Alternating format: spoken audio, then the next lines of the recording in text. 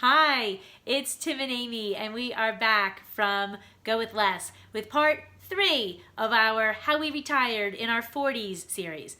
I'm going to be honest, I think this is more like 2B because this is going to be further explaining what was happening in our big house in the last episode, but I think it's really important to share the whole breadth of the story because it's starting to get really good here. So it doesn't really matter if it's 2B or if it's 3 because we have no idea how many parts are going to be in the series. It's going to be however many it is. This is a continuation of yesterday's story that Amy feels like she didn't get complete. So. Yeah, and I did. But before we even get into that, I do want to say that if you have noticed that the camera is super shaky, especially when Tim is speaking. We've been on a selfie stick. Tim has held the selfie stick. I talk with my hands, apparently. And he talks with his hands a lot. So at every point, Tim's like doing this with the selfie stick, like emphatically. Well, that probably made you seasick, and we apologize for that, but we do have a tripod. It's too big to take out of the house, so if we're on travels, so we don't buy much, but this was a good purchase. I hope that you'll agree.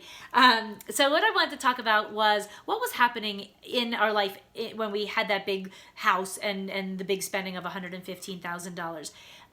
Tim was solely the sole owner in our home for 5 years. I was a stay-at-home mom. We both owned it. I was paying the bills. I was paying the mortgage. My salary was paying the mortgage. Yeah. So I was a stay-at-home mom to Tim's 3 children for 5 full years. And even though the kids were only with us part-time, there were 3 kids in 3 different schools, and I was a very active volunteer in their schools and with a lot of their activities. So they needed someone to be home with us because I'll let Tim talk about his work. But I went back to work after 5 years, and I took kind of a big pay cut because that was 2011. I'd been out of the workforce for a while. I did take a job that I loved. It was high stress. However, I did love it. But every single penny of my salary and my commission, we put into savings and investments. Every penny. So when I went back to work, our lifestyle didn't meet where our income was in any way. We continued to live on Tim's income and plow mine away. That would also, so that's called something called lifestyle inflation, which Tim will talk about in just a second. But at that job, so like I said, I really enjoyed it, and I love the people that I worked with. Some of my clients I'm still in touch with it's been 3 years since I've been out of my career. So wonderful things. However, it was super stressful, and I needed to be on sleeping medication, or else I'd be up at 3 or 4 every single morning, wide awake, because I think I had so much anxiety from the pressures. So Amy mentioned that whenever we moved into the big house, we didn't continue to inflate our lifestyle. However, our transition from our townhome into the big home was certainly us falling prey to lifestyle inflation. What Amy's saying is that once we got there and we started spending this $115,000 a year, we didn't spend beyond that. So we were spending plenty, obviously, with the $115K, but we didn't go out and buy even fancier stuff when we had this additional income coming in from Amy's job. And so also, when we made this transition to the big house, I just started a new job. And in this job, I was traveling almost every week, Tuesday through Friday. And so this came with a lot of issues, including high cholesterol, high cholesterol, high blood pressure. I also had a bout of vertigo. This was a little later in the job, but in Texas, where Amy had to drive to Texas and pick me up because I went to the hospital.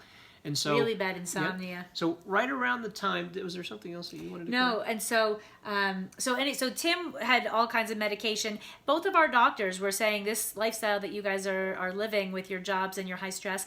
Our doctors we had different doctors, but both of our doctors had urged us to consider a different line of work because this was clearly not good for our long-term health. Yep. So right about the time Amy went back to work, I think primarily prompted by some of my health concerns, we went to have a conversation with a life insurance guy to understand what sort of money would we need if neither of us wanted to go back to work and our partner were to pass away. So actually, let me just, so the thing with that is they say our guy said, if your spouse dies, do you want to be able to go back to work like the week later, because you're gonna have to pay bills if you are widowed or a widower.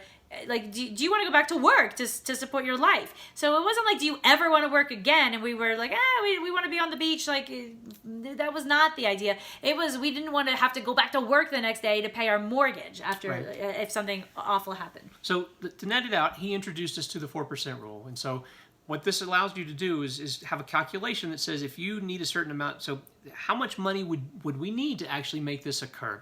And so the 4% rule says that you take 25 by the amount of money that you'll be spending. 25 times, like 25 multiplying. multiplied by the amount of money that you would need in retirement annually. And if you have that number, let's say, for instance, you're going to have $10,000 a year worth of spending that you Let's make it 100, just $100,000. $100,000. Okay, if you're going to spend $100,000, then you're going to need $2.5 billion Million, invested. did you say million? $2.5 they said million. billion. No, Million. $1 million.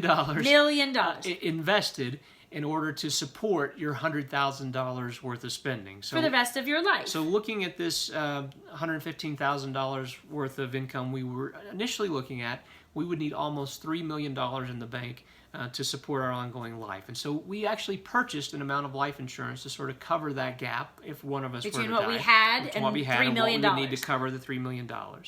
And so luckily neither of us died. Woo! And so woo! And now we're here. But I guess and we're going to talk about what here looks like, but our time is cut short here with you. So thank you for watching. Like I said, it starts getting really good, so please stick around. Yep. Subscribe down below. You can visit our website at www.gowithless, and stay tuned tomorrow because, like I said, the story's getting good. no more shakies. No more shakies. Thanks.